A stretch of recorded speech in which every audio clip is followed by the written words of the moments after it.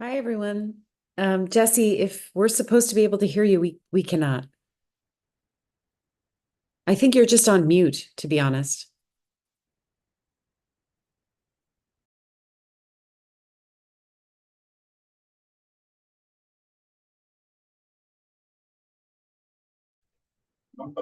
Hi, everybody. Do you hear us online now? Yes, thanks. Sorry if I jumped the Oh, gun. you can hear us now, though, right, Carrie? There you go. Yes. Thumbs up, thumbs up. Yes, that.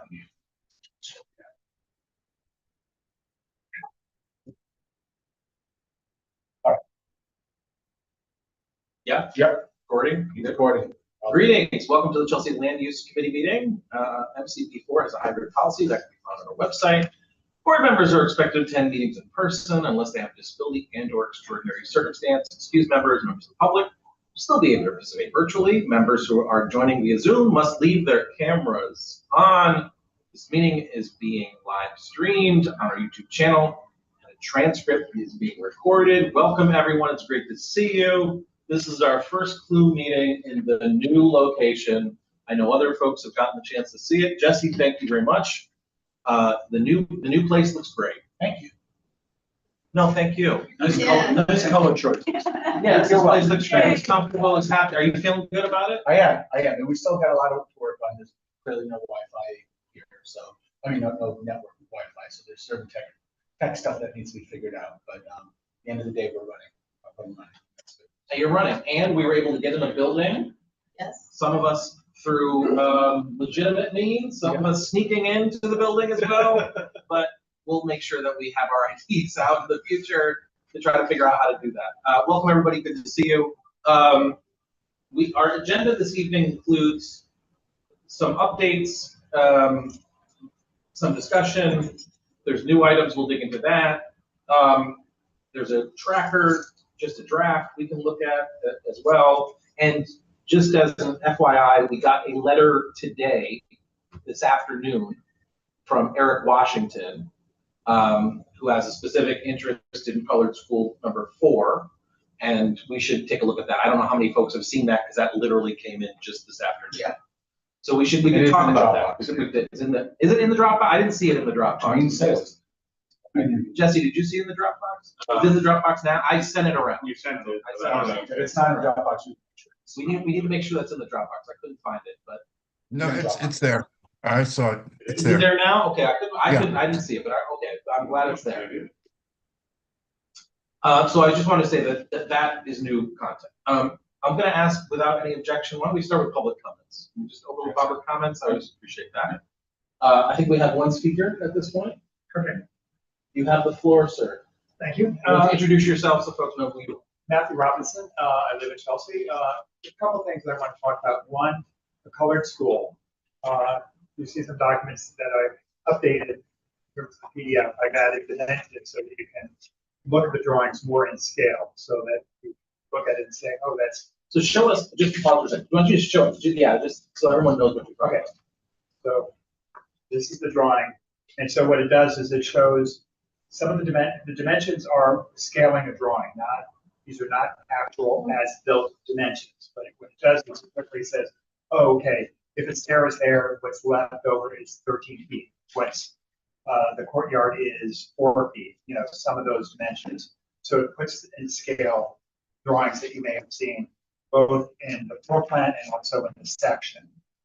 That's one thing. The other thing that I wanted to say was in the Gothamist, there was an article about 14th Street busway and the upgrading of it, and that there's going to be the first meeting, I think, on the 25th at Pratt. And that's supposed to be 3 hours, 4 hours long. I'm not sure what they're going to present, but it might be worth some people attending. I know I will be attending. Thank you, sir. Appreciate it.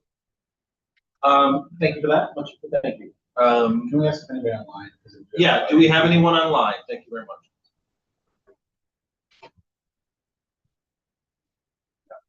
No public testimony online. No one's raising their hand. We're doubling down on this. Does anybody in the attendee section want to speak at the public session for this committee? See some hands that I would normally see on.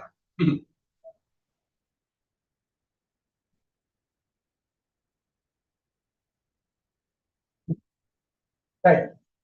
All I'm saying, but Thank you very much. Okay, let's go to first agenda item. The first item up is the Chelsea NYCHA F.E.C. 441 West 6th. Soil Contamination Department of Environmental Conservation comment period. Comment period is, ends, what is it? March 29. March 29th. If I understand correctly at this point, does WPE already has comments submitted, I've heard, and they're interested in include additions to that.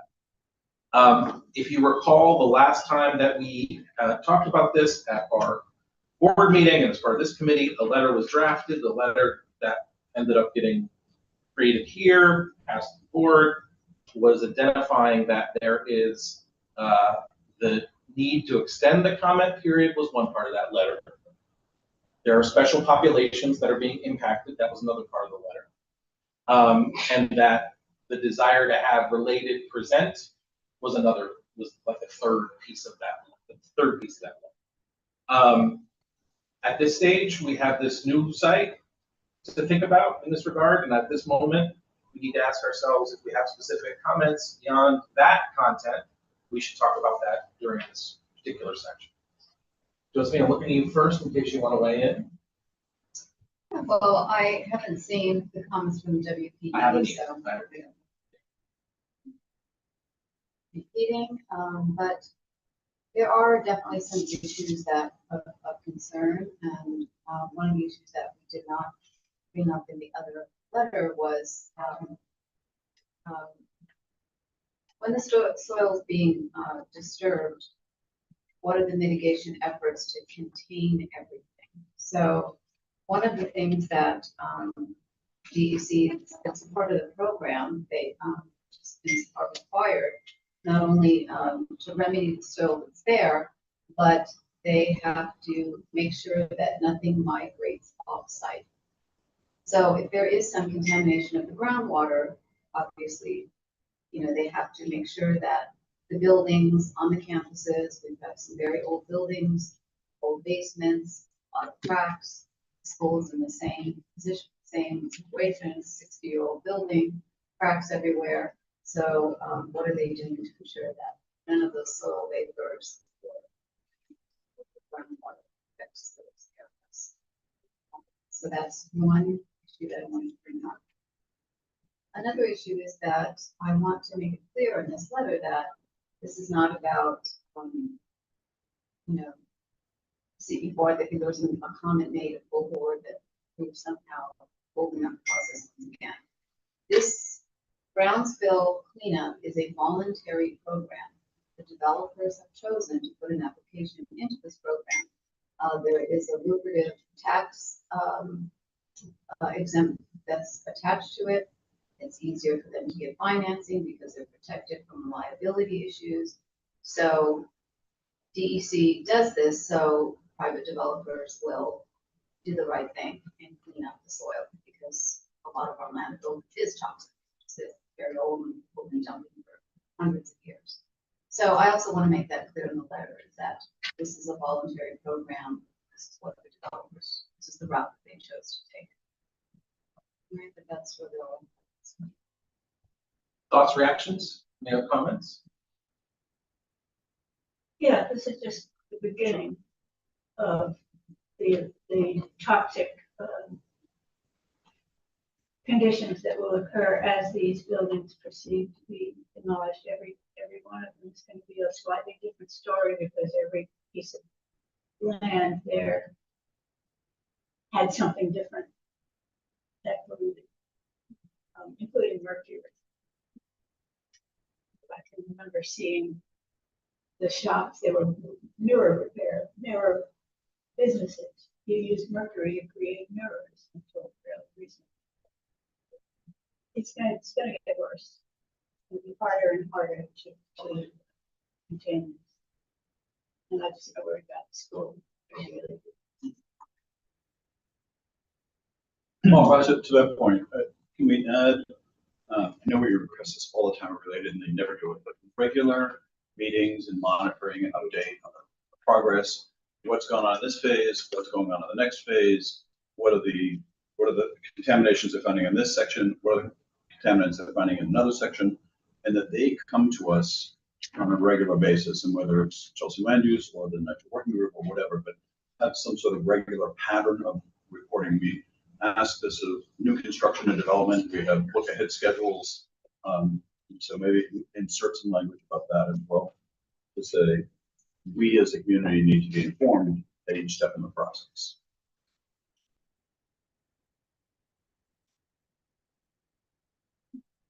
Other thoughts, reactions? Yeah. Are we asking for independent monitors? Because the trucks and the soil, and they have to wash it and keep the dirt wet, and then there's mud, that's what we were told. So do we have independent monitors, or are we allowing the builders to monitor themselves? Yeah. We've had self-reporting before, and we've Yeah. had issues with that. You're suggesting a request for independent monitoring? Absolutely. Got it. DEC will come in and present. I can't hear what you're saying. DEC is going to come in and present. Yeah. You know, Not these. No, Yeah. Really. no. So where do we leave off? We could ask questions of related, get written responses. DEC, when we talked to them, said they're going through a process now. If related chooses to go through that application, right? Then they have to go through their negotiation for what that looks like. Then DEC said that if we had questions, we could be talking to them. I wasn't under the impression they were going to be presented. No, so I mean, at this stage, there's no community engagement. This is the first initial stage. So they're presenting their application to DEC. DEC reviews it and says whether it meets the criteria to be in the program or not. If it meets the criteria to be in the program, then there's an entire next phase of the community, which they have to present to DEC. DEC has to sign off and say that's sufficient to say you're going to hold X number of public meetings about what you're going to do. You have a comment period, you have a, that kind of thing. So this is like, this stage of it is not when they would be presenting their plan. It would be the next stage. If they're engaged, if DEC accepts them into the pin. I said, what is the context? Who are we writing? Say it again, Rick? Who are we writing this letter? How So- does this letter come? So the way this started was, remember, there were 2 sites. At our last board meeting, we moved a letter forward that was indicating that for the first site that was identified, we had some specific concerns, specific needs from the population, setting the comment period, not enough time. And so the letter itself. Okay. Yeah, don't pay attention to me. Okay. I'm trying to get us off this view so we actually see everybody. Yeah. The thing is that's unlimited. Yeah. So the letter itself was seeking to engage the elected officials, NYCHA related, et cetera. To say these are things that concern us as a community. So all you had So the letter's going to whom? Yeah, same as last time. Yes, what's the might DEC? help if we, DEC, right? if we could Yeah. just lay out the timeline. So the way this started is that the applicant related and their engineer, Langen, they put in an application around December 30th, right? And that's when we got all these documents. So we knew the application had gone in. Then the second part of that is there's a comment period, just look like the environmental statement, right? First comment period. That was the last letter that we sent in extension. We were also asking that Related come and present to us because part of this application, Related had submit a draft remedial investigation work plan of how they were going to remediate the soil, remove it and all of that, right? They've done some initial testing. The initial testing showed that yes, there's contamination. It doesn't seem atypical of a lot of the landfill that we see. However, the initial testing has only gone so deep, right? They need to go back and do a lot more. So we are trying to get comments in for this second closing period for West 26th Street. So that's what the second letter is about. Like, we need to make a statement that the community, should That's what No, comment I period is understand. for, right. I already sent my comment. Yes, right, no, I understand, so the board as well, right, the board as well, I should say. So the whole application process can take anywhere from 6 months to 12 months. We're already in 3 months, okay, because it was submitted in December. So, after this comment period is over, then either they'll be accepted into the program or they won't, but as Dee says, there's no reason why they wouldn't be accepted into the program. At that point, the developer will come and give, actually, I believe there's going to be a second final work plan. And at that point, there's something called community participation, where the developer is required to engage with us. It doesn't say how they're going to do that, but that's another thing that we can ask them letter specifically. This is what we want to happen in community. And then once that happens, they and all that work is finished, then I guess they get approval to move forward. Now, if they get approval to move forward, the whole program lasts anywhere from 12 months to 18 months. So during this time of the cleanup, there can be no new build. That doesn't mean demolition that can happen though. So during this time, 12 to 18 months, they can actually demolish Chelsea Addition, right? The building can come down, they're going to be digging very deep, taking the samples and sending them and telling us what they find. So that's allowed to happen. However, according to DEC, they can't actually begin constructing the new buildings until the entire reconstruction process is complete. And that could take anywhere from 12 to 18 months. So that's kind of where we go. So the thing I wanted to pick up on is if DEC is going to approve the plan and we can have some more say on what the community engagement process is, maybe we say to DEC, we want this to be the community engagement plan. Because if we leave it up to Related, they'll come to one meeting and check the box and be done.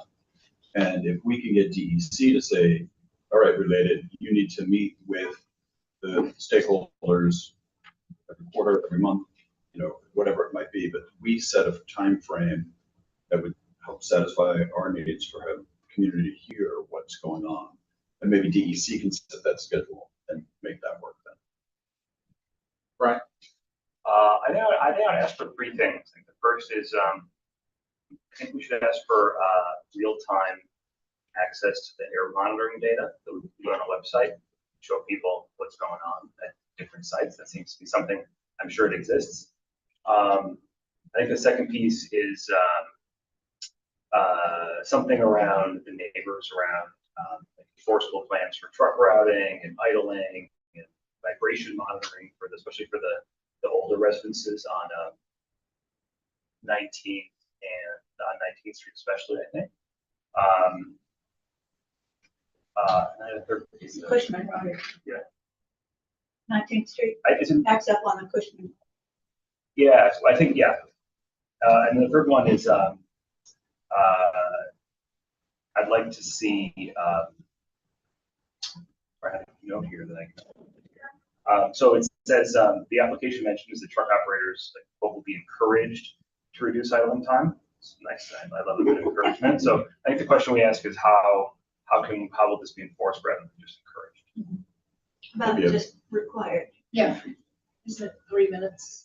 Isn't that the law in New York, 3 minutes? Yeah. You can't idle longer than Should turn 3 off your- minutes. should turn it back You on. have to turn it off. And also 24th Street is a low-rise neighboring 25th and 24th Street. 24th has all beautiful brownstones, so I think there's. Oh, one more piece, sorry, fourth one. I'd love to find a dedicated 24-hour, 7-day-a-week hotline to a community liaison separate from the DEC project manager that neighbors can call, like a 301 ticket, for example, for this would be great. Other thoughts, reactions? Do we know what kind of work DEC is doing for this? What are they going to be? Do they have any set thing that they're monitoring, or like how are they reviewing them? Like, how much are we responsible for doing here? is our commentary the sum total of things that DC will investigate? Are we responsible for coming up with everything? That's how you shake it. Feel confident that they have a process for reviewing these applications and it's supplemental. It should reflect what we think needs to go above and beyond. Do we know what they're like? I mean, I think based on the conversation that was an initial one when they were talking to us a little bit, so subset, sure, we're talking to them. They have a process. I think what we heard was if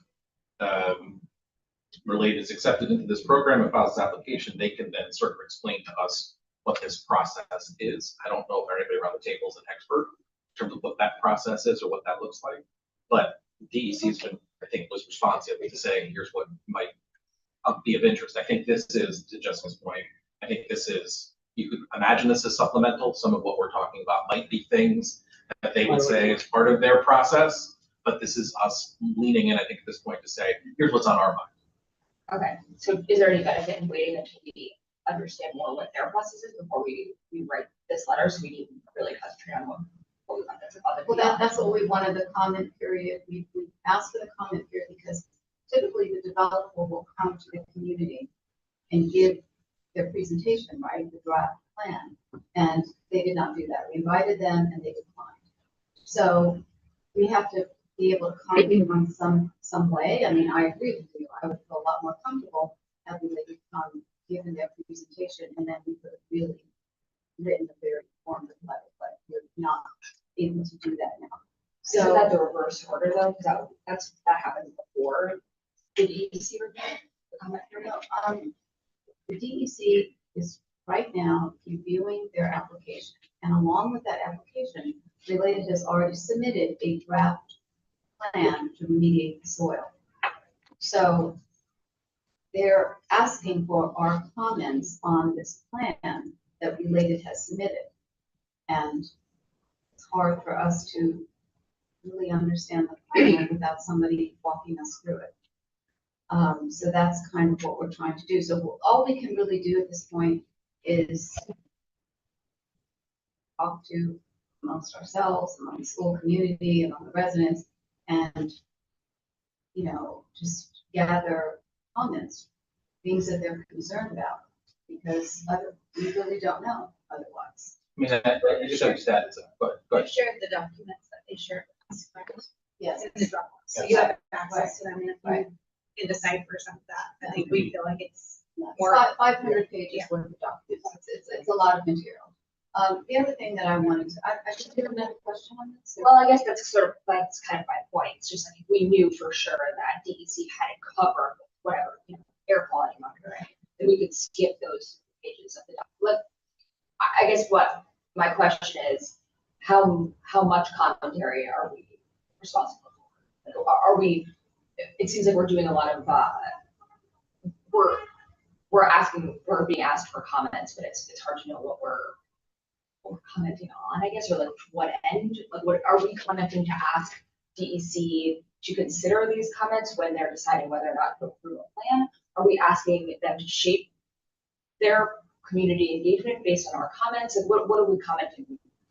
What's the goal of our comments? The goal of the comments is to explain to the DEC what's happening with this community, right? I don't think that they knew that there was a school there. I don't think that they realized that residents are still going to be in the buildings when all this is going on, right? They get this application, they're relying on the public to tell them what's happening, right? Because they get an application from the developer. So they're hearing the developer side. So now they want to engage with hear, well, what is the public saying about this, right? Because there's a lot of information that they may not know. I don't know. I didn't read, I looked at some of the documents, but honestly, did I go through 500 pages? But no, I didn't. So I don't know exactly what Related has said about the community, who's going to be still in the buildings when all of this support is going on. I don't know. So all we can really do is say, you know, here is what our concerns are. And that's what we're trying to do. This is a comment period. We are a community board. We should be submitting.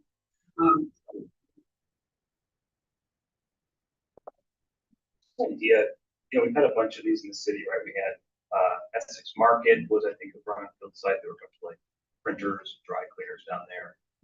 Gowanus, South Bronx, I'm sure. Could we invite the community board folks maybe to the next meeting and say like, hey, what did we miss? Here's what we're working on. Like, tell me if you were to do this again, like, what did you not talk about that you would have added to your questions? I was gonna add on that. That's exactly where my head was at. I worked across the street from 625 Madison, which happened to also be related, was behind it. I don't know if it was a brownfield site, but it was a demolition of a 17-story building that was fully occupied.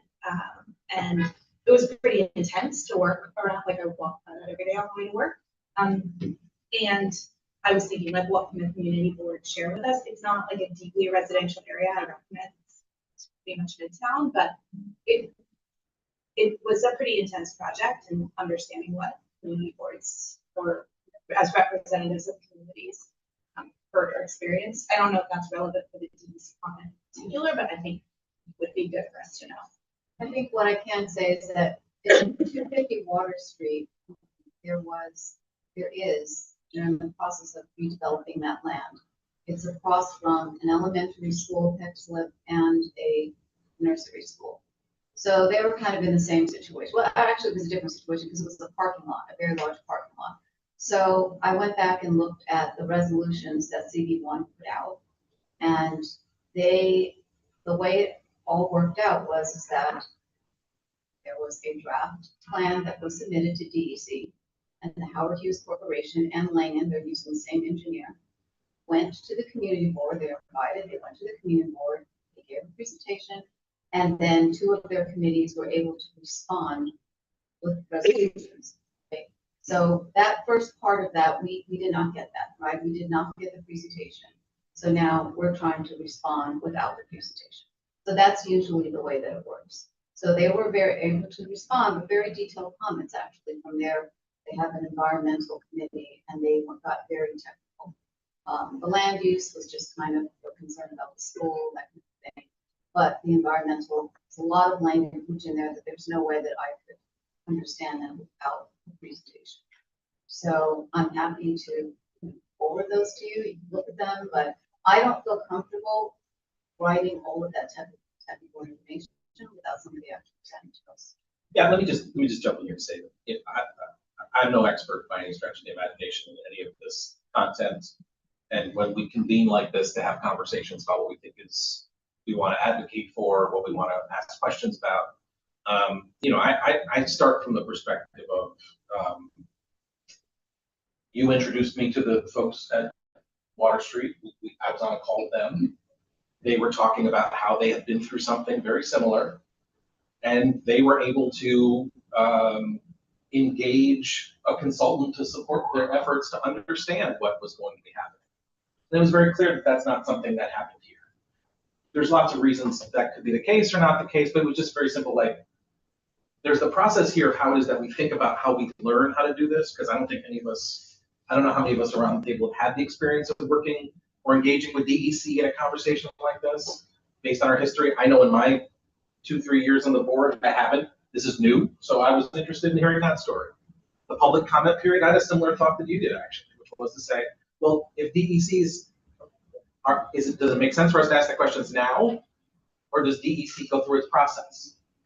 The reason there's a public comment period, both before and after, is to be able to highlight what's on our mind as a community board representing the community. And it was interesting when we did talk to DEC, they had no idea where this site really was. So they were not thinking about it from the perspective of, oh, wait a minute, you're thinking there's a school here? Because whether that was a matter of they hadn't parsed all the documents, or whether it was simply a matter of they just weren't thinking about it. Doesn't matter, they would have picked it up anyway. But I think this is exactly how it is that we choose, or choose not, to comment when we have the opportunity to. We got stuck in the first round because it was a tight timeline to comment, and we didn't have the preparation to be able to comment in the right time period. Now we've got a little bit longer.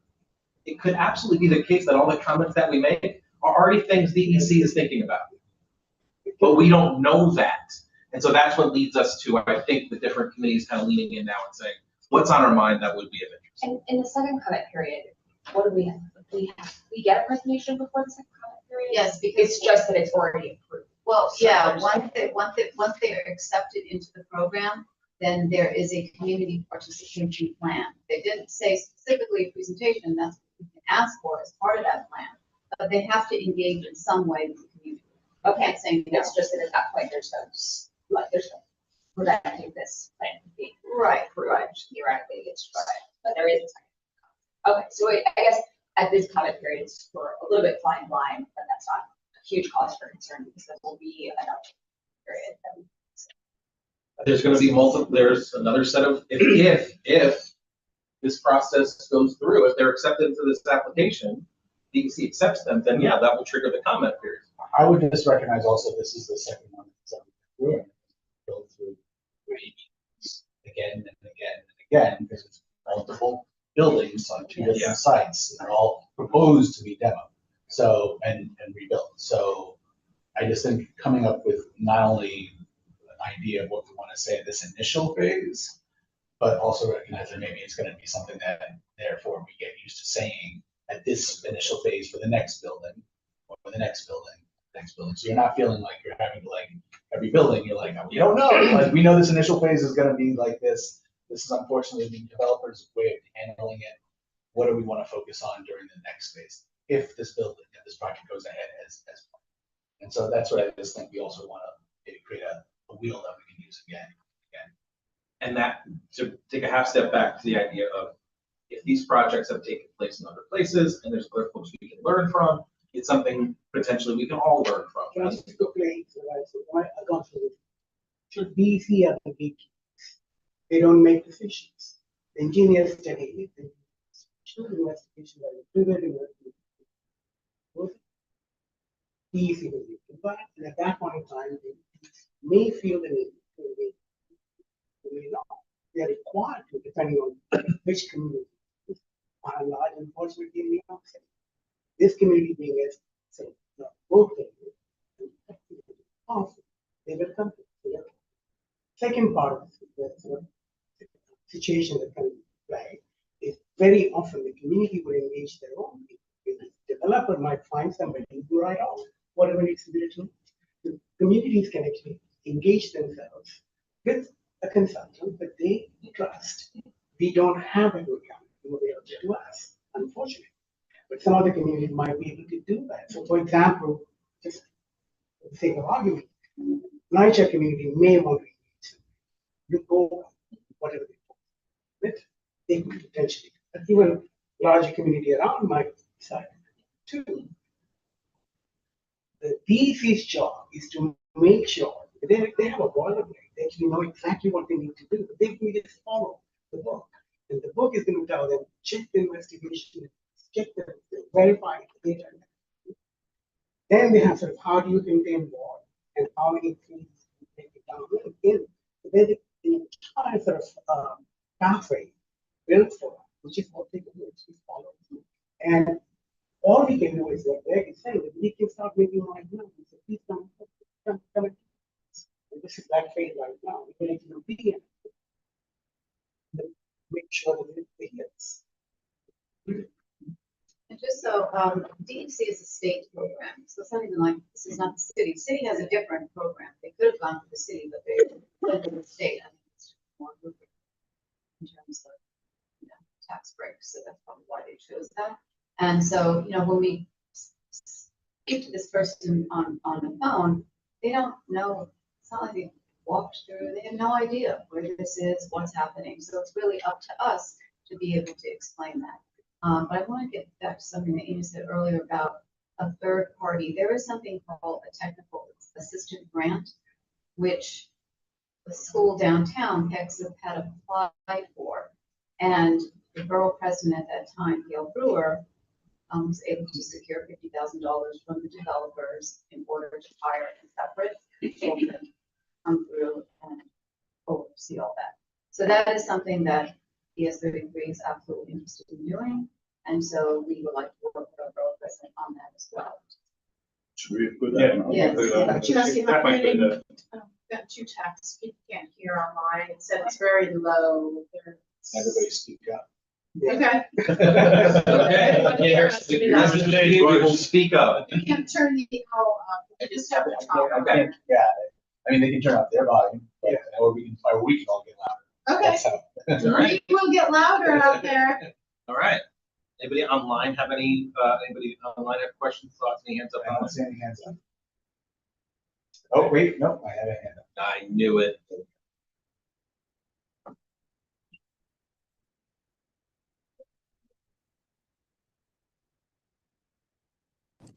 Who Hi. has their hand up? Lydia. Yeah, can I speak to this issue? Is this the time to do it? Yeah, or no? I was talking about board. Oh. Oh, okay, sorry. My bad. Let's put that on hold. We'll do a public testimony. We'll add a public testimony section. Okay, then I guess the only other thing is that if we're getting to a point of voting, I think you do want to go But back. the sound is very bad, just so you know.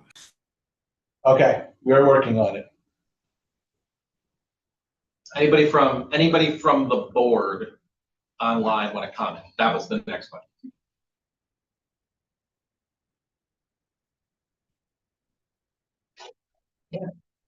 Gary's on. I saw Mike was on as well. I just want to check and see. Just check and see.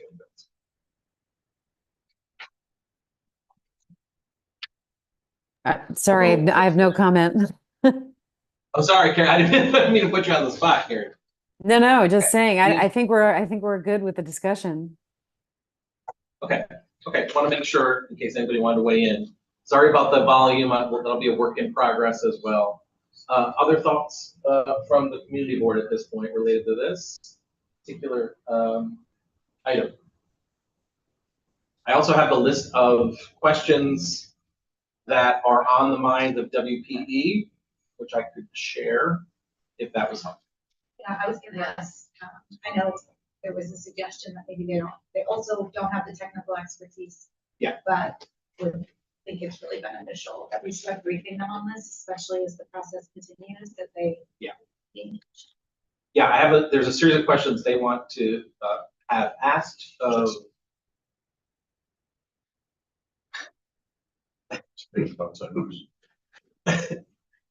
The new space. It's a new space. We're trying to figure it out. Carrie, how do we sound? Can you hear us, Carrie? Did it get better?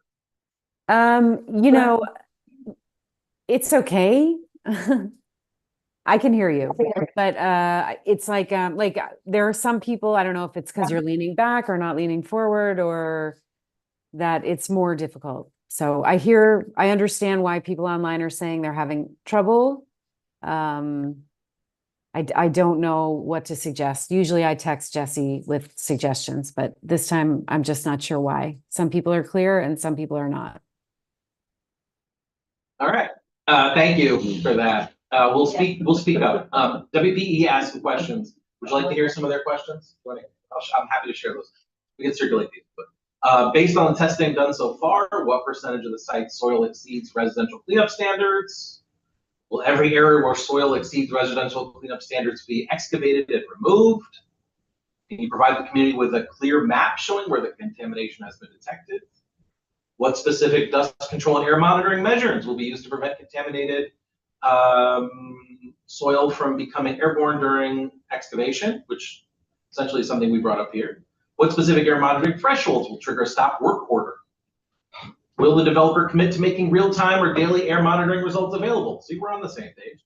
Given that chlorinated solvents were detected in soil vapor, will the new building include permanent vapor mitigation? Where will the contaminated soil be transported and disposed of? And approximately how many truck trips will be required to remove it?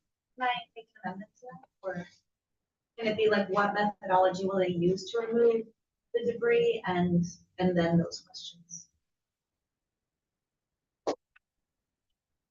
If contaminated soil remains under caps or slabs, who will be legally responsible for maintaining those controls and monitoring the site in the long term? And the last one was, before the remedial action work plan is approved, will Related Essence commit to presenting it publicly and allowing the community to review it?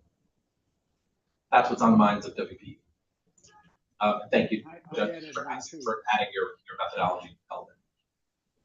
Carrie's got a hand up. Marty has something to say. I added one. Oh, great. To that list. The the question is, how general is soil contamination in our area? And I'm sure they have an idea of that. It's not just this specific site, but how much of this are we facing in our neighborhood?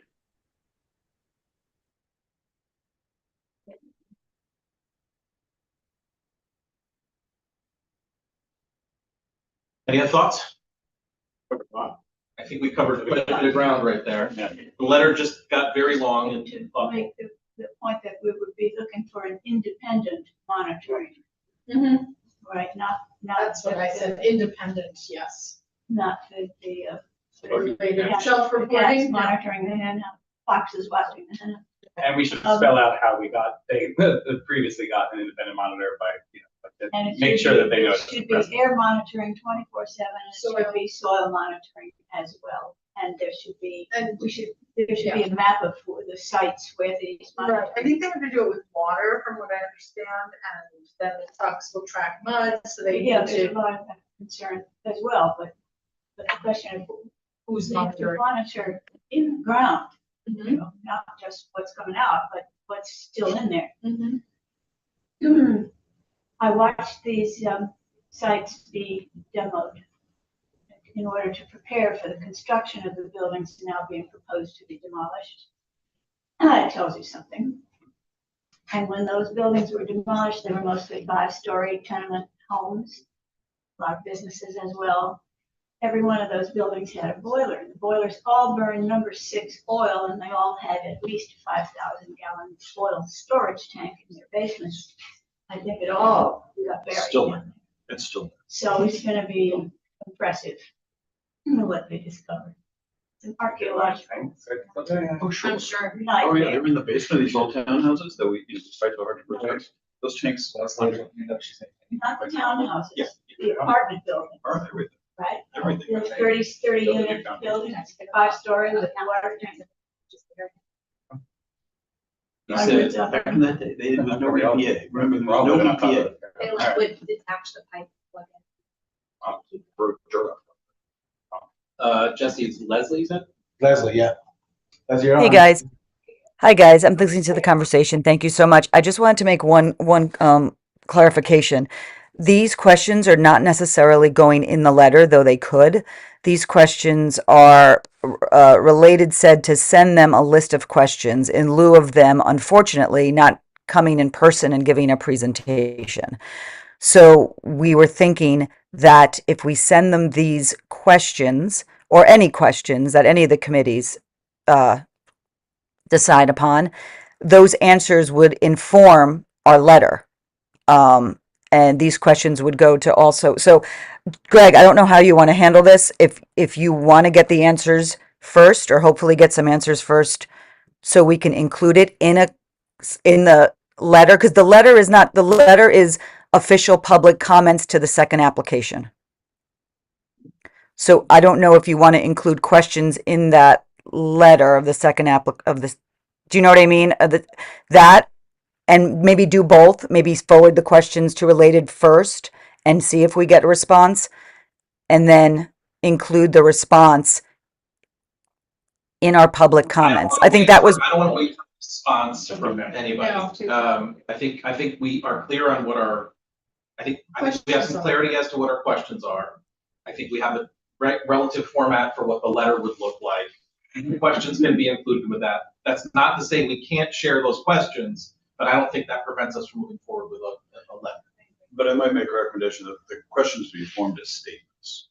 Don't ask them questions for DEC, because they're not going to give us answers either. But phrase it as a question. We're concerned about the soil contamination. We want to see a plan on this. However those questions are that you asked, rephrase them into statements about what we expect from DEC and what we expect from them. The only caveat there would be that it was shared with us by related that if we had questions. But those are issues. But no, I just mean we were asked to share questions. So I'm just noting that, yes, they could be statements, but we were asked to give questions. So we could combine these two pieces. Yeah.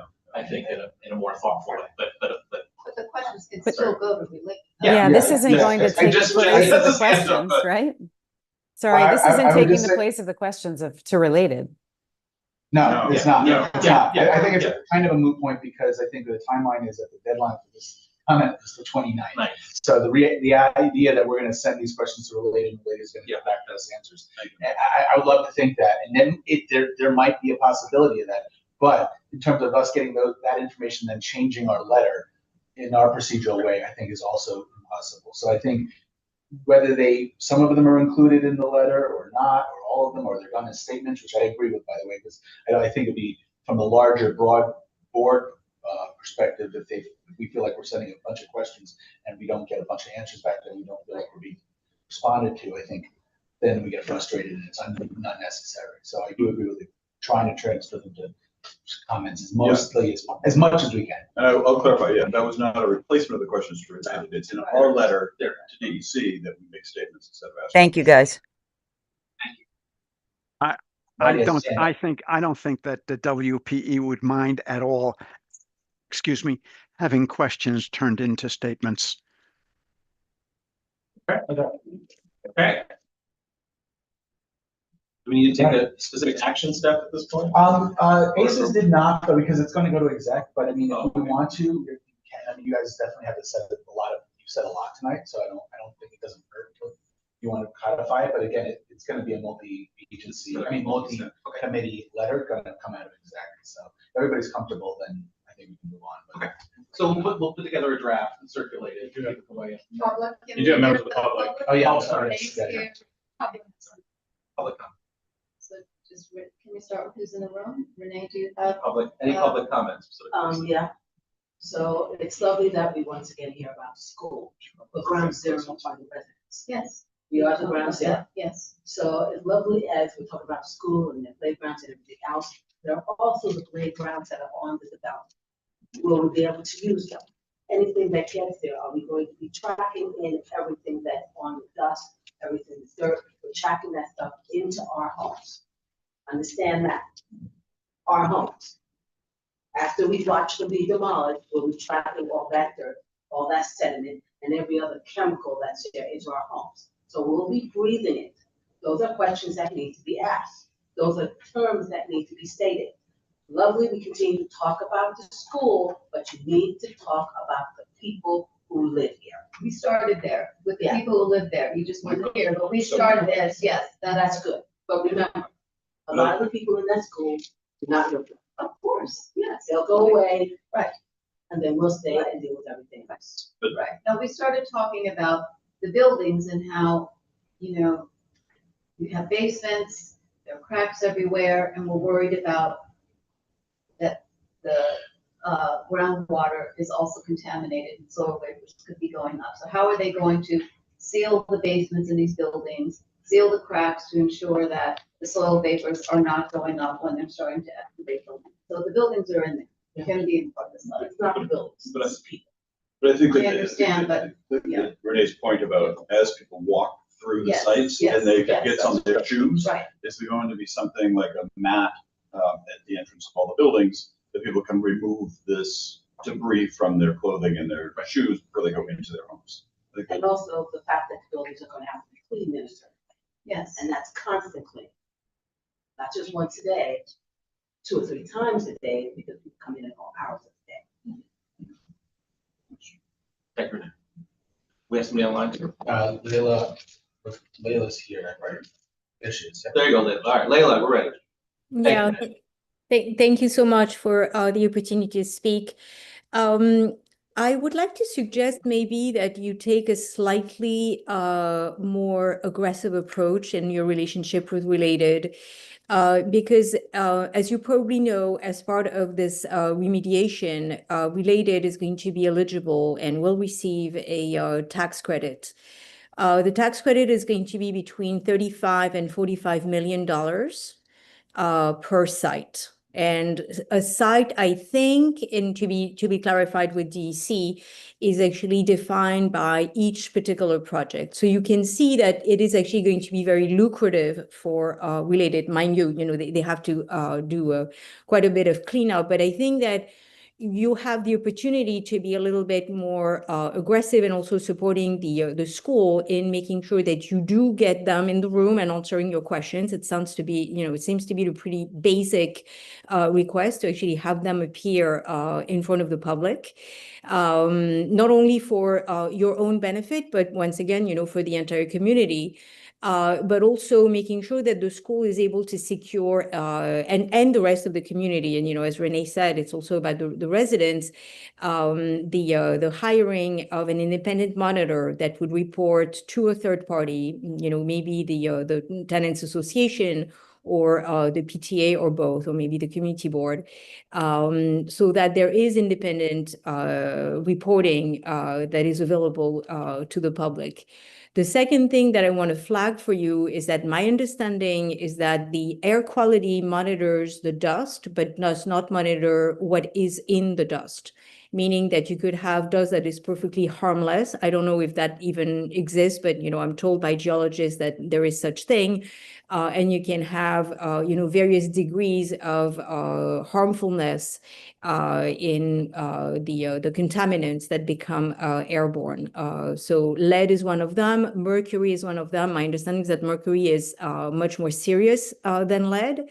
But what the monitors actually capture is just the amount of dust that is in the air, but not what is in the dust. So I think it poses a little bit of a problem, because you may have situations where the dust level does not trigger the alarm or the alert, but actually what is in the dust is actually really bad. And that would not be captured because it doesn't reach a certain threshold, but nonetheless, it would be airborne, it would be contaminants, and then it would, deposit on the playground structures, which in turn, would be touched by little children who would put their fingers in their mouth. And, this is how you end up with, contamination, not only from breathing, but also from ingesting the dust. So, I'm not getting much answers, and I wish that Related would be more forthcoming, but I really urge you, given that they're bound to receive $35 to $45 million, that they do a better job of keeping our community safe. Thank you. Yeah, Lydia Andre. Hi, everybody. I want to point out that I think it's no accident that in the absence of our having a sitting city council member, that Related has failed to show up and brief the board on this issue. Obviously, a presentation from them would have made our comments more precise, more to the point, and would have been extremely helpful. And I think it's unfortunate that it is setting a tone for how they may behave about this kind of monitoring going forward, which I think is really upsetting. I also want to say that I've read about the DEC program, and I know that you can download a handbook that describes all the community participation touch points and which is easy to do, and also at what point the community can comment on the remediation tracks, because there are 4 described in their documentation, and it's a strong point for the community to participate. So I think the board should download that, and they can, guide the community in that way as well. And another point I want to make is that I don't think it's just monitoring of the dust. I think we have to also see if we can get some independent monitoring of the respiratory conditions of the residents during this process. There are complex asthma and other respiratory ailments in the general population, quite possibly because there are a lot of disabled students at PS 33. And I think that we should be proactive, because that is always the issue. If you're not proactive, then people suffer the consequences. And I hope the community board can take a strong role in that too.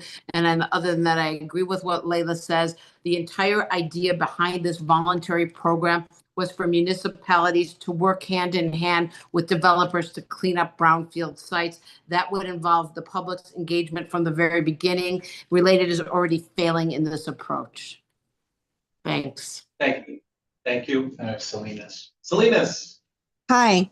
The release of contamination of the demolition and the actual construction that comes after is massive and continuous, over 16 years, nonstop. It cannot compare to other small construction projects of 6 months, a year, or even 2 years. They want to actually demolish our buildings first, a massive demolition. This is not common in New York City, and it's not normal for a residential site, meaning our NYCHA community, Penn South, the London Terrace, and all of the townhouses in the nearby location, businesses and schools. This is shameful and repulsive that it is being allowed by NYCHA and our elected officials. As for PS 33, relocating the students is only a conversation to be had if this gets approved. There's no need to discuss relocation of PS 33 students. What about those of us who live in ground zero of a construction site? We have to live through the process. How is it disruptive for PS 33, but not for the actual tenants who live there? How about avenues? Shouldn't they also get relocated? They're right across the street, and it's going to affect them the very same. What's really going on is that related companies want PS 33 empty. It will be a lot easier for related to get their hands on that piece of public land as well. It's a takeover right in front of our very eyes, and many are facilitating the process for related company. Thank you. Thank you, Celine. Jessica? Sorry, to go back to our letter, I have no idea how much it costs to clean up the brownfield site. I'm sure it varies. I mean, you referenced Gowanus Canal. I mean, it varies so dramatically, but it would be helpful if they could share some, like what they anticipate this will cost or what like projects have cost. You know, when we talk about the tax break that they'll get, I don't know how that's factored. You know, but it would be helpful to like think about that in the context of what, if that is a benefit they get, what benefit are they giving to the community and at what cost, which is the cleanup. So can we just ask, I think ask both related and DEC, right. They can give guidance on the anticipated expense of the cleanup. Yeah. To Selena's and Renee's point, one of the reasons why it's so important to make these comments now is before this plan is approved, is because I don't know if they really understand that the timeline that this project could go on for 30-something plus years, right? With multiple brownfield cleanup and what that does to everyone who's living there. So that's why we need to put that information in there, because I honestly don't know if it's in there now, right? They're thinking that this is a one-time deal and this is going to be going on for a very long time. So that's another thing that I would like to include in this letter. And also the number of comments that they got, the DEC got, so we can get that number for them as well, for Fulton and Chelsea. Could we say something in this letter that might suggest that wouldn't it be an awful lot cheaper to fix these buildings and avoid the brownfield issues? I know, Paul. I know. I just thought I'd put it out. Thank you for trying. Thank you. Okay. Think of how much less disruptive for everyone's lives it would be, and how much cheaper it would be. Just saying. Thank you. I just looked this up, actually, Jessica, the answer to your question is that. You'll have to speak up for this. Sorry, the answer to your question, Jessica, is that every dollar of state tax credit typically generates between $8 and $9 in investment. That's something. So like every dollar of tax credit, the developer spends $8 and $9 on DEC cleanup specific. I'd still like to ask them what the expect. Yeah, okay. Yeah, that's that number. Yeah. So let's. I think I don't know how much more. I think we've exhausted this particular item. Okay. So I'm going to suggest that we move forward. I think we've got enough comments, questions, statements, intended statements to be able to respond. This is going to end up being part of exec. Yep. And so we'll feed the exec machine. So you can all come back for exec. I'll come back for exec away. Okay. Thank you, everybody, online, in person, for the conversation. I want to move on to the next item, and that is the Chelsea Land Use Project Tracker. Fancy title. Is this something we could show on screen if I share it with you? Yeah, you had a link in your email, right? Mm-hmm. Yep. Give me a second. Yep. I don't. We have the technology. The technology exists. As Marty plays with his phone in the distance here. But so I was gonna suggest, so when we met in January and February, we talked about projects and how it is that we as a committee might think about projects that have happened and track whether or not those things, what we approved or what we wanted to happen, whether that happened. And then there was all sorts of new buckets of things that require our attention and focus. And it was suggested that perhaps a tracker would be beneficial. So channeling my inner Brian in this case, I use my AI tools to come up with an item here that is a draft. And we're not gonna spend a lot of time on this now. I just want to sort of highlight a couple things to say, okay? The idea of having a column that says, what is this thing? That's B. C, who brought this to our attention? What type of application type, if it was that, in those cases where it is? Is there something that was, well, when was something referred to us? When did a hearing take place? Did we have a specific vote? If we had a vote, what did it tell us? And then being able to track to say whether or not those things were complete or moved forward. And there's a last column at the end that sort of says, here's what we were asking about. Did it actually take place? Might be something of interest. And this comes from a history of having things that we've said, if it's landmark related, we want these things to happen, and then knowing whether or not it actually took place. But more importantly, I would suggest, because landmarks are out of our control, because we can pitch and explain and propose strategies for approvals and denials. We know that it's handed off in terms of an advisory capacity. But then towards the end, I also just started to lump things in that were not landmarks related, that were more like the bigger picture projects, like Colored School number 4, which is going to come up in a minute, to talk about where we are in terms of the progress on a particular project. I'm not asking at this moment for anything other than if we label projects, if we identify the timing things are taking place, if we get to a place where we can talk about status and priority, meaning is this something that is our most concern, less concern, highest concern, if we know if we're tracking sort of the conditions that we're seeking to address, do we think that would be beneficial for us as we track our work through the course of the year? This, by the way, this went back to January 2025 of everything that this Chelsea Land Use had brought in front of the board. I recognize no one's got a chance to digest this. I'm literally just putting something out for reaction. And then 2 questions. When you have a priority column, low, medium, high, how do you determine what is a low priority or high priority? Are they all priorities? So yeah, I mean, everything need that column. You could, yeah, good question. You could argue that now if something is timing based, that might indicate high priority. Timing. Okay. Second question, or maybe suggestion in the being consistent in the application labeling, because LPC and ULURP seem to be our 2 big themes. And if we want to ever sort the spreadsheet by how many LPC applications we have and look at them, how many ULURP applications we have and look at them.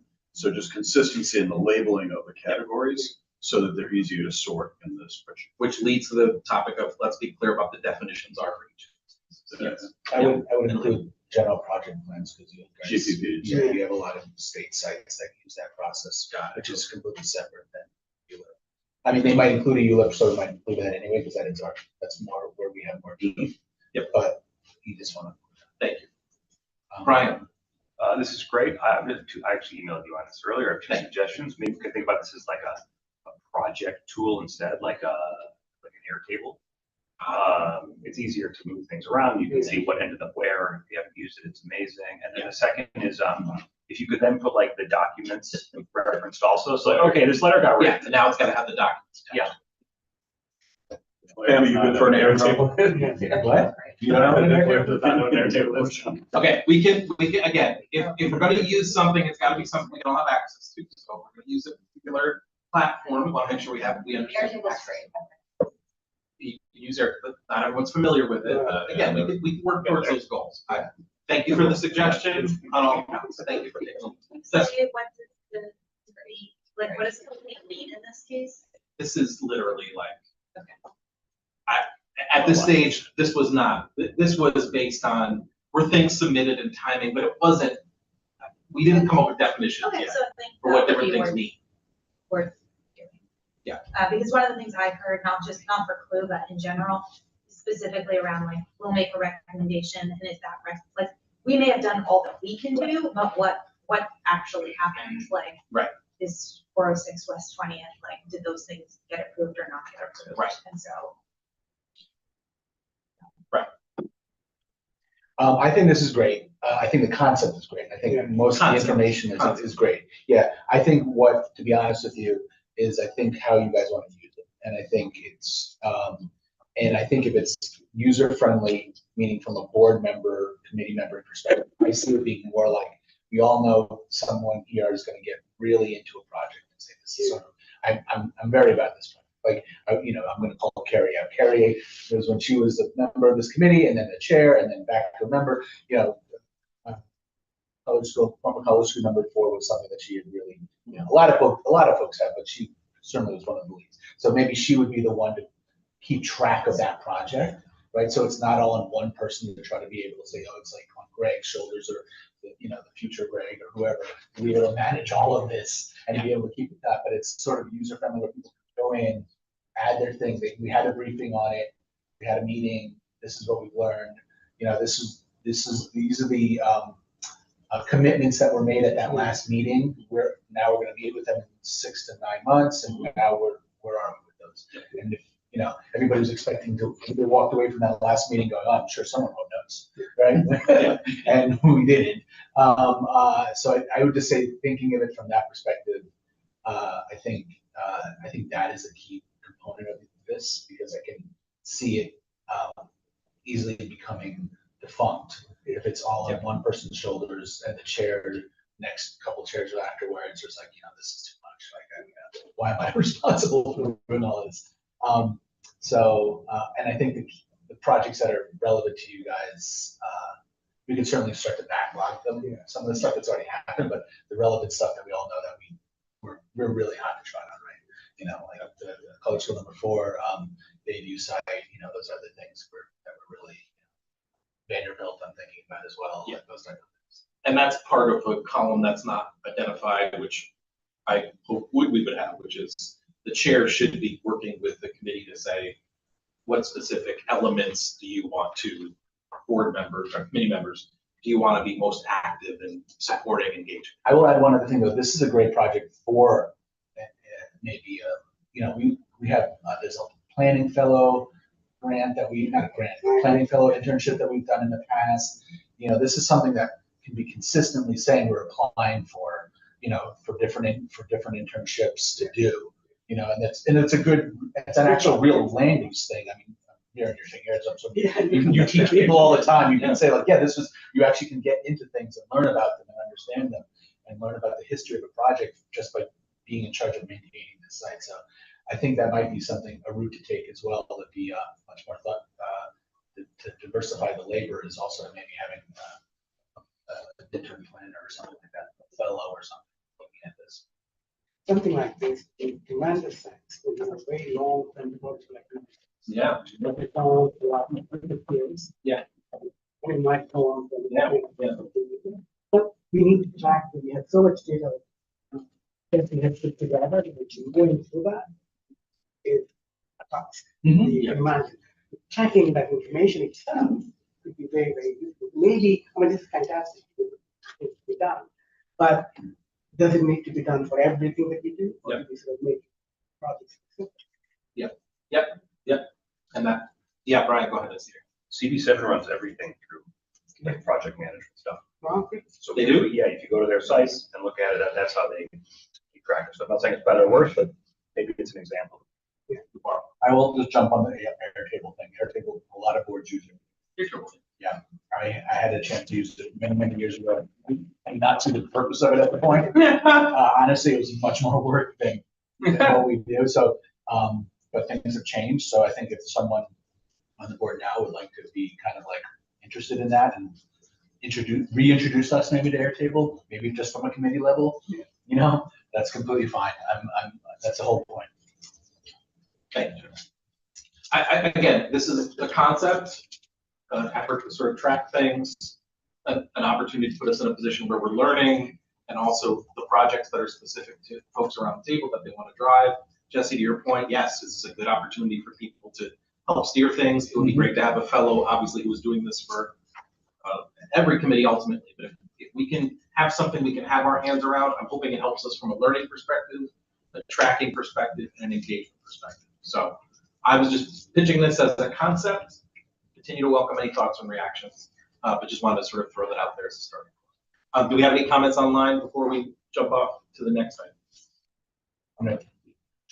I just have a quick question. I mean, I think that this is great, Greg. Thank you. I think that sometimes we would run up against like you know, things take time. And so like let's take the EMS station or Bayview, for example. Like I'm actually not sure where we are in the process. You know, I know what's been achieved, but I'm not sure where we are in the process towards what is the next milestone, or what are we waiting for, or are we in, you know, are we stagnating, or is this just normal?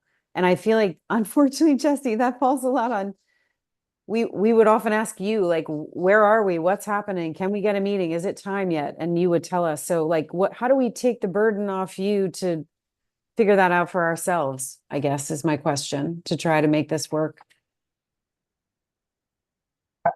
Honestly, I really like the idea of you guys individually taking on a project. You know, not to say that you're not organizing the meetings and, you know, that kind of stuff. And, you know, tracking down the liaison for some agency and saying, why aren't you doing this? That should still be our job, my job, and our job in the office. I just think it's great to have somebody who is, you know, keeping the committee. I think it really is like, you guys have your day jobs, you have your lives, you come here once a month, you know, for you to be able to say, like, you know, have someone who's interested in this project and you're interested in that project, you guys give an update on them and go, you know what, I think it's time for us to have another meeting so about this. And I say, great. So like, I do think that would be helpful. You know, and then I think somehow it you know, either coming out of the committee, or if there's a like a time, you know, it's a 90-day, you know, like we said, we follow up with this in 90 days, and we're at day 79, what's going on, right? And we check in about it or something like that. You know? Becomes a quarterly thing. Would it be helpful? Yeah. It doesn't always have to be in the committee setting, right? You know. Would it be helpful to have a column that is sort of a status column, so that, you know, maybe Jesse, you guys can just fill out like where we are, like this is sitting with this, you know, these state, city, federal authorities right now, and these are the contacts, like, just so that we would know how to even kind of get to the level of information that you have. That if we're gonna, I'm sorry, let me speak for you, Jesse. I just think if we're gonna use this, we've got to come up with some clear definitions for what things mean, and then we've also got to have like a foundation to work from. Yeah, the foundation. Yeah, okay. Exactly. If it's Bayview, where are we right now? If it's EMS, Right. where are we right now? And just like, these are the contacts. Yeah. Yeah, exactly. So we'd have to do that before we dig into this more thoughtfully. But at least I just want to scratch the surface of having something that maybe we could use as a tool. Go ahead. I was just thinking maybe in future meetings, we can even just like tackle 3 projects at a time, and like going through them, and someone's interested in them, come present on it. Jesse can fill in some details that might be missing. I think it's especially in light of Jesse's eventual departure, having this information in this place will be helpful. Yeah, exactly. Exactly right. Yeah. Exactly right. Any other thoughts or reactions? Again, just a concept to kind of play with, but I think it seems like could be some there if we were able to dig into it more thoughtfully. Okay. Thank you for bearing with me on that little dump there. Hopefully we can build from that spot. Shout out to Airtable. That folks need to get acquainted with. Thank you, everybody. We have an additional item on the schedule here, item number 3. I think we can move on to that. This is the continued committee discussion, 128 West 17th Street. That's the former Cohen School number 4. This is on the agenda because the last time we convened, the DSNY folks gave a short presentation with some updates. There were some questions that we need to circle back on from DSNY, and there was a plan for like a future convening with them. We wanted to make sure this was on the agenda today because, and David's not here with us, David had a specific set of follow-up questions on what was happening with, based on that conversation that we had with when DSNY presented last time. Eric Washington is a gentleman that was referenced during our last conversation, and folks who've been in the conversation about former Colored School number 4 may know Eric as a historian, an individual who's been actively engaged in the conversation about this location, sent a letter to Jesse today about this particular project and just kind of the update from his perspective, and sort of highlighted the idea that, you know, this has been an ongoing engagement for some period of time, and sort of noted that, as recent, forgive me for just absorbing this as we were talking, as recently, okay, DSNY notified, this is Eric saying this, DSNY notified us that they will go ahead and begin archaeological work in the next week. We're excited about this development. We're giving them some time to allow them to proceed with the work expeditiously, but also carefully. So the archaeological work to take place, Eric Washington saying, this sounds like the right thing. They're moving forward on that. That's good. And he then adds, in light of these new assessments, an administrative letter to DSNY concerning bricks, windows, or floor plans. If you remember the last time we talked about, there was the idea that, well, what else could happen with this space? Eric is saying it seems premature. Saying table it for the time being, and he's asking that we join a conversation taking place on March 24th for updates on the project. So the reason this comes up is because the last time we sat down together to talk about Cohen School number 4, DSNY came in. We had a little bit of pushback on that. Wait a minute, what are you doing? How's this working?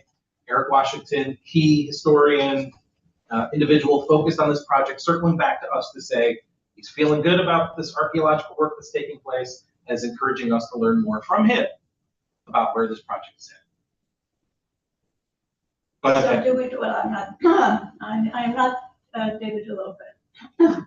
So I'm not really going to make a presentation here, but I think we remember from that last presentation that there was some disappointment in the fact that the very nice fellow, Joshua Goodman, who made that presentation, didn't seem to have a clue about anything that had been discussed on this, in this committee previously. And historically, he just didn't have any knowledge about it. So when he was asked about the stairwell, he didn't know what David specifically was talking about. He was talking about the use of the scissor stair instead of having the double set of stairs.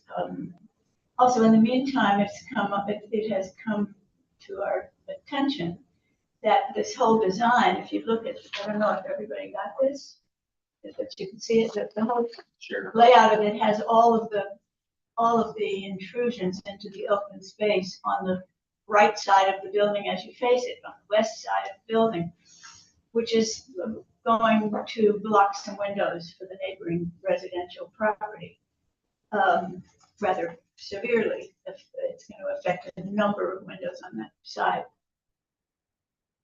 There doesn't appear to be any reason not to move it all to the east side of that building, and specifically because there's already a stair bulkhead on the east side. This would require repairing all that and moving to the west side.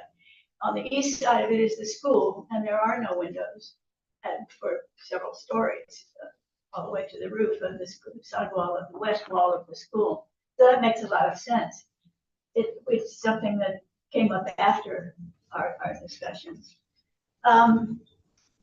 I think what Eric Washington ultimately would like to do is if we could have the SNY back for our April 20th meeting, and at that time, also they should be able to present their preservation architect should participate in this meeting.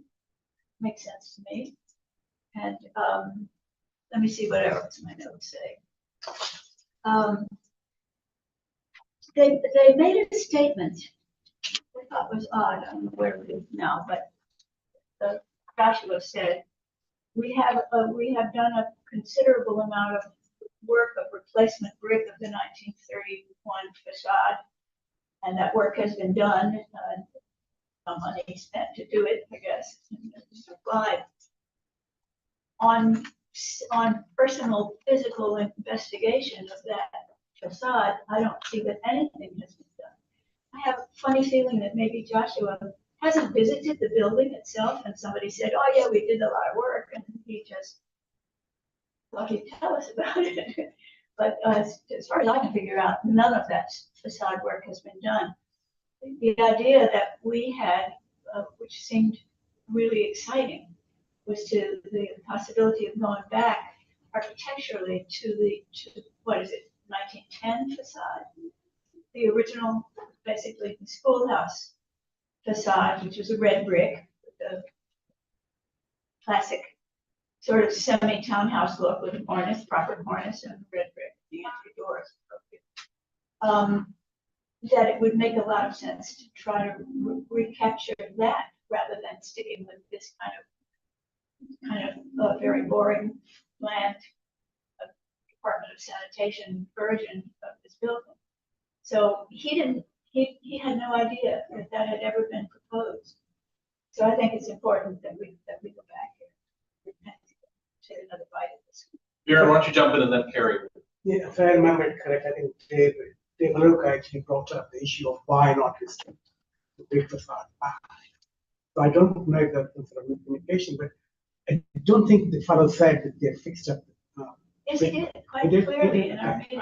Because I do remember the question Dave Luca was asking, why don't we put back the red brick? He made a statement in the meeting about the fact that they had done a considerable amount of work on the existing facade to try to restore it.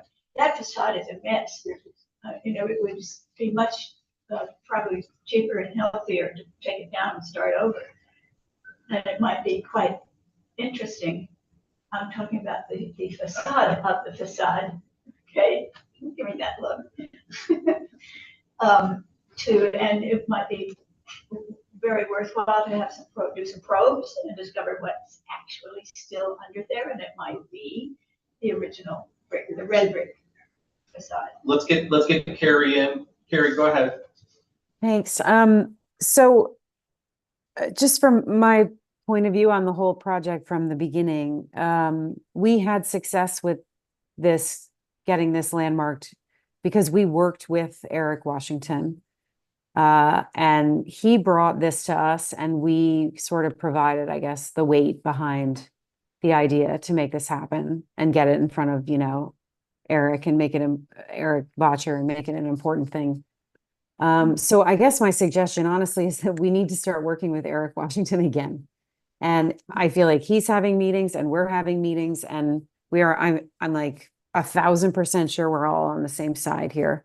And it sounds like they made a lot of progress getting this archaeological investigation done, which I don't believe we asked for. So I think that we need to go to this meeting and we need to reconnect with Eric and the group that he's working with and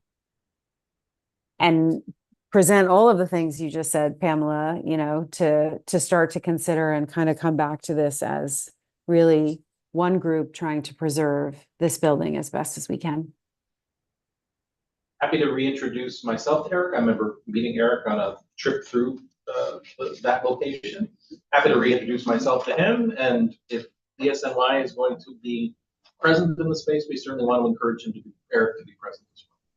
Yeah, I gotta say, I'm copied on the archaeological emails. Yeah. I'm one of 50 people, and so emailing a bunch of people, and Eric is included in that email, and so that's why I always knew that Eric had anything to say. just if he didn't like that process, he would certainly have communicated it so far. So I agree. I think we go to this meeting that he lists in this letter, which I am currently unaware of, but we will become aware of. And then I think we should circle back and find out. I just think if we are thinking about, as I expressed to David, and I think maybe on the email, if we are looking for DSNY to come back and specifically have the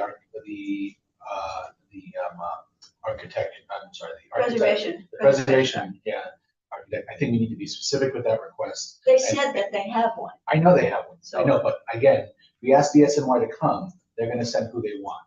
And so I think if we want to be specific, we want that person to come and present.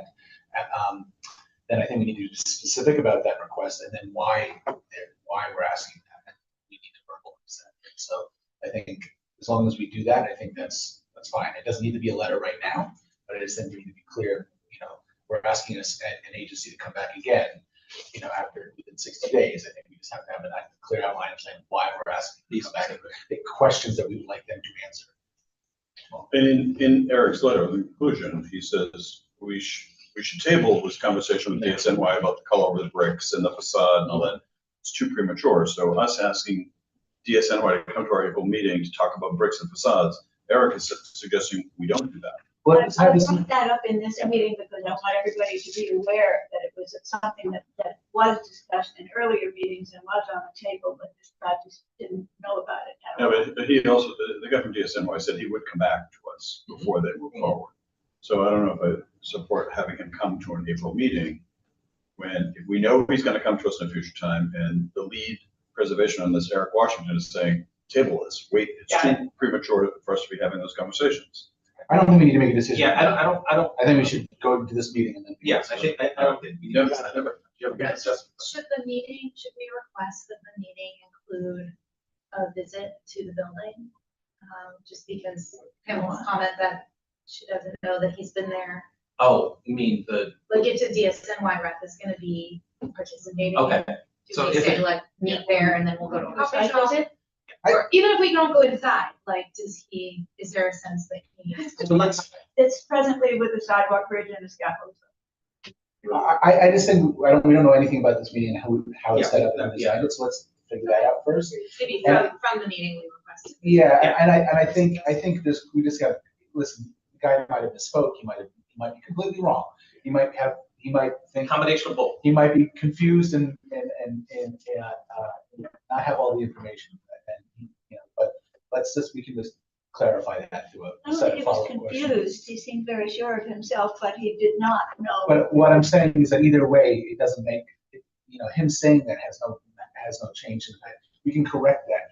He can be corrected, right? Are we questioning whether they're doing? We're not questioning whether the building is being done, work is being done or not in the building. We're questioning whether this man knows what he's talking about. We can solve that.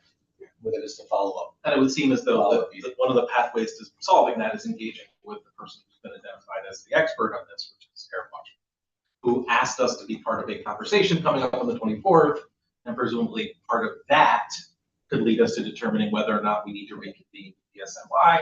And if we do want DSNY to show up, we've got to have very specific reasons why. And maybe that means there's also a site visit involved. But again, let's get through the Eric Washington update first. And I just heard about this meeting. I'm sure with the plan. I don't know if it's we just need to know why meeting. I don't know. Right, we don't know what that is, but if the person who brought this to us, has been part of this, says, hey, table for now, let's talk about it. I think that's good advice for us to remember that. And if we want to get DSNY back, we have to have very specific reasons why. Okay, let's see what Eric says. What's that? I thought we already did have some pretty specific reasons why. Well, I think it was unfortunate that Eric Washington wasn't at the first day of the meeting when he presented.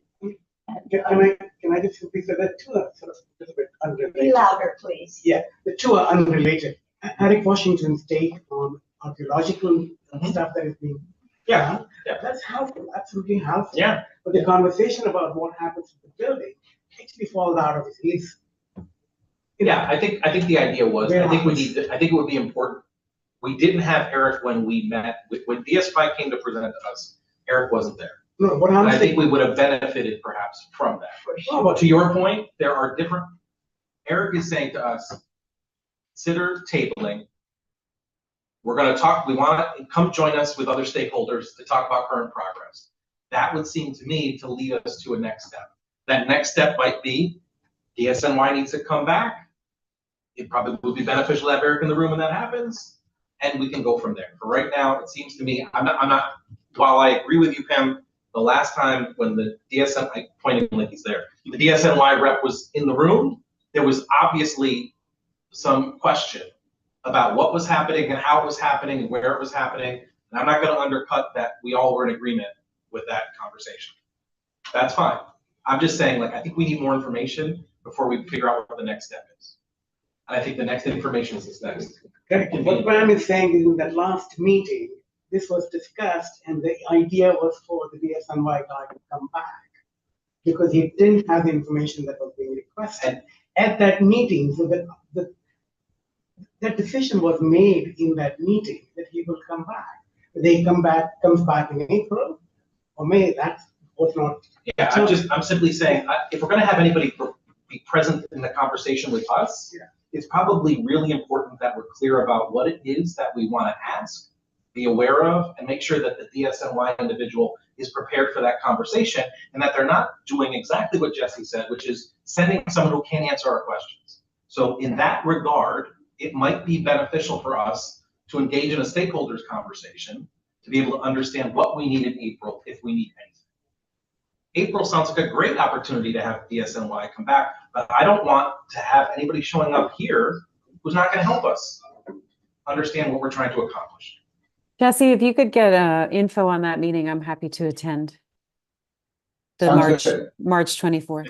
That letter has been shared by the letter with that information has been shared to the committee. Okay, thanks. No, but I don't, Carrie, I don't know that all it says is there's a meeting. Yeah. So I will find out, I will get the answer. Thank you. So there is some small urgency in staying on the whole thing because stuff is going on at that building, and at this very moment, this is as an aside, the roof of our school is being used to store debris from the exterior grouting and repointing work that's taking place on the building next to it. So their scaffolding is resting on the roof, in the middle of the roof, along with probably 15 or so bags of debris from that project. This is not healthy for a building of this age to have that much weight be sitting in the middle of the roof on those joists. So I'm just saying. So if that's a specific question to be asked, we can send that in, we could send that question to DSNY now and ask for a response. That to me is different than asking for a presentation. We should be asking without, I mean, just you can send. We can do that right now. That's not. We don't need to have a forward letter to ask. Yeah, we don't need a letter. That's just asking the question. How we know? We should share that picture. Yeah. Right. We have a secret, we have a secret weapon. Jesse, is that okay? Yeah, I mean, I'll have to figure out what the question is. Well, like, Yeah, this so- means Jesse. So we're time out. concerned. So I hear a question about debris. We can work off that. Jesse, I can work with you to figure out how we get that to the DSN. Because I've had them too. That's I'm fine. happy to do that. Okay? All right. I think anybody that in this committee that wants to be part of this conversation on the 24th should be part of the conversation on the 24th. And then they can hear from Eric Washington, hear from whoever else at the meeting. We can make a decision from there. My personal concern about it is that on the facade, the windows, the original windows, they're mostly still in place. They're wooden windows with over 16 lights. I mean, that doesn't exist anywhere. I have seen them up close. I have pictures of them too. They're not falling apart. They are not trash. They are not rotten. There may be some work that needs to be done on them. They need maintenance, they need restoration, but they do not need to be destroyed. And David had some suggestions about how that they could be retained and protected. And if they insist that they have to have steel windows, they can mount those in the back of them. on the interior, as fire prevention, but those windows damn well should be preserved in place. Thank you for sharing. You're welcome. Old and new business section. Old and new business. Last chance for public comments. Renee, did you want to do a public comment? Just want to make sure. Yeah, I just would give you a, because we asked related to the letter, so I'm just offering if you have an additional public comment. Okay, relatable. Okay. I have a question actually. Sorry, go ahead. As part of the letter that's going out, I think it's important to state how many residents will be affected by this. We can easily get the count of the school, but how do we get a count of the residents there, an accurate count? Do we know that? I mean, I don't know, but it seems to be a big secret, right? It's not a big secret. Okay. I should just want to tell you. Right. So it's not a secret. Okay. I should choose. So you can give us a count of everyone at Chelsea Elliott. I give you an estimate. Yeah. Yes. I can use an estimate. About 3,000 more. All right. Okay. Thank you. Thank you. All right, I have no other items. I'd like to make a motion to adjourn. I'll second it. All those in favor? Thank you, everybody. I hope the rain is Night, down. everybody. Night, Gary. Night, Gary.